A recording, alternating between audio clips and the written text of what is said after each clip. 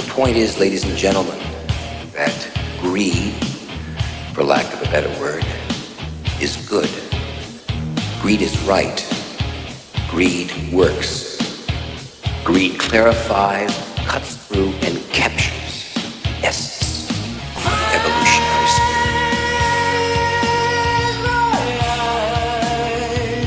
Can you sew them shut?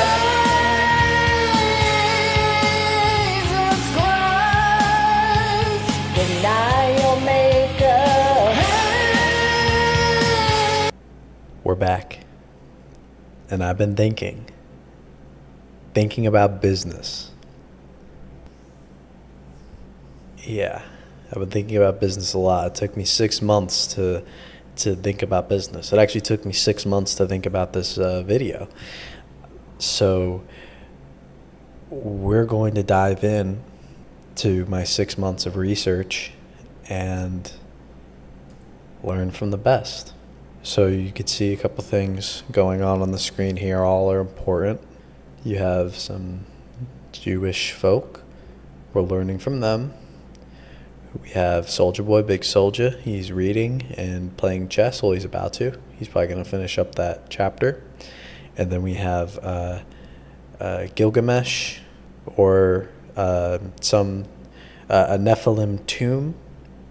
We're going to take from all of these things, every single one of these things, we're going to channel all of these good business tactics into one strategy. That was my initial thought when I was thinking about the business. So clearly you could see there's something missing in this image. You have 66, you have 68, you have 69, you have 70, you have 71, but we're missing a certain number here. And I think we can all figure out what number that is.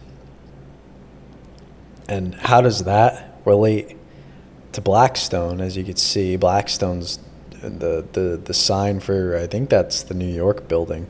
The sign for the New York Blackstone building is sitting right here on the screen.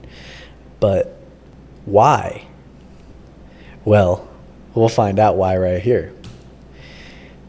This is the CEO of Blackstone, Stefan Schwarzman, and he actually said this: "What could 6-7 possibly mean for the American economy?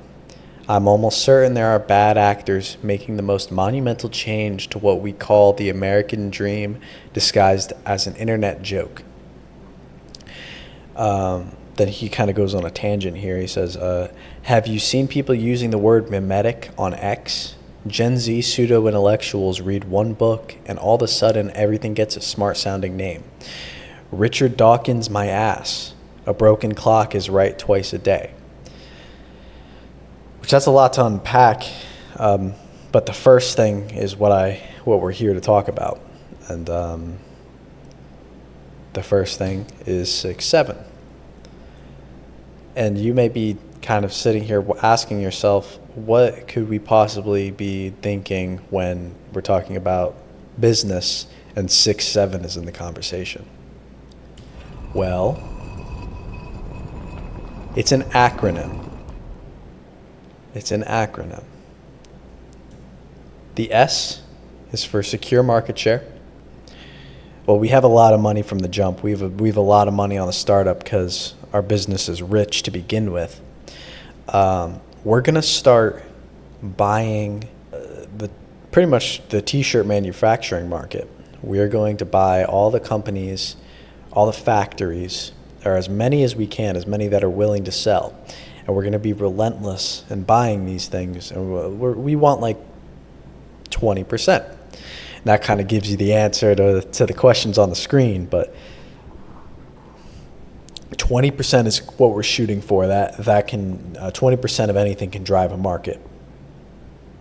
So after we acquire 20% of the t-shirt manufacturing market, we're going to inflate the perceived value of the shirts, because with owning 20% of any market, we can pretty much sell for as much as we want.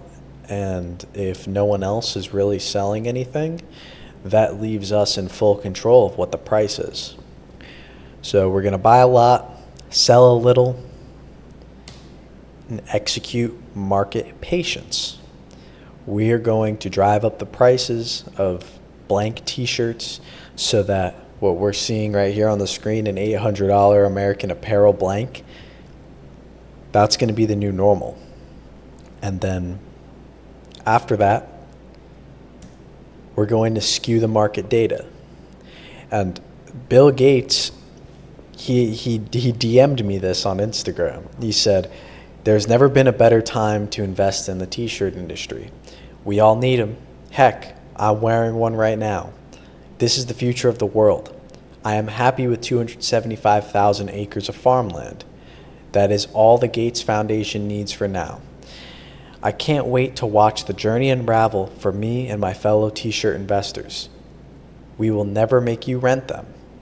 If I had $1,000 right now, I would buy a t-shirt." And he's right. My company has driven the prices of t-shirts up to about $1,000. So you could get them used for $800 on Grailed, but $1,000 will pretty much get you a new t-shirt at this point. And that might sound ridiculous to you right now, but that's because you don't have a business-oriented mind like me, Bill, Stefan, like we do. And the next step is to eliminate ownership. You could see here the two babies, one poor, one rich. And the poor one is sulking because him and his family can't afford new shirts. But the new one doesn't even care. He doesn't even think about it because he's rich and he has the money to buy a new one.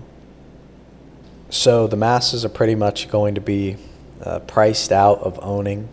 And the ones who already own t-shirts, they're going to think they got lucky and they'll try to sell to a prop market. There might not be as many buyers, but maybe they'll get $1,000 for that t-shirt or $800, whatever. Next, we're going to validate with lifestyle branding. And you could see the guy on the left, he's shirtless because he can't afford one. And he's a low-class blue-collar worker. He works hard.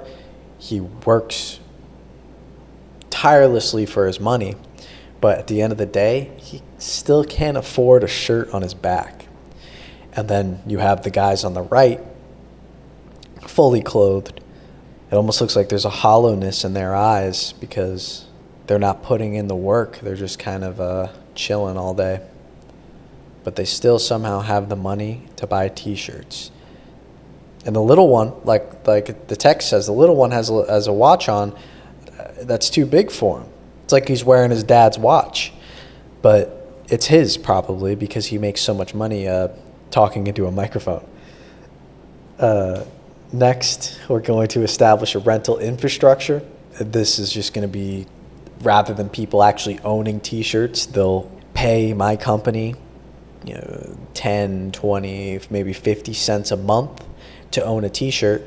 And in a way, it's great because when they're done with the t-shirt, they can give it back.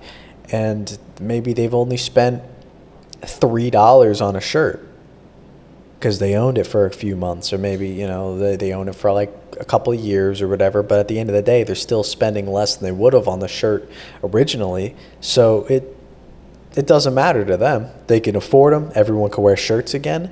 And my company has a steady flow of money. And then lastly, we're going to normalize permanent dependency. And you could see the sad story going on here where the little boy wishes his dad was TJR and day trades and makes millions of dollars because that works. But the dad can't afford it. He's probably a blue-collar guy. He's wearing a shirt in the picture, but he probably wasn't a year ago because there was no rental t-shirts at the time. But now his t-shirt bill's $200 a month. He used to spend $0 a month on t-shirts, but now he spends $200. And that $200 is going straight to my company. Maybe it costs us $1 or $2 a shirt, but that's once. I get $200 a month from this guy. So yeah, that it's a good business model for me. and you probably have some questions, and here's the first obvious one of what happens when we overinflate and the bubble pops. Well, since we priced everyone out already, even a 30% discount is going to be more in our league than it is in anyone else's. There's not going to be any, normal buyers when it comes to price drop, because we inflated the market so hard. The prices, even in a crash, are going to remain high enough to where most people are priced out, which gives us ample opportunity to just continue to buy more. And then the next question is, which Mercedes am I going to get? And I don't know.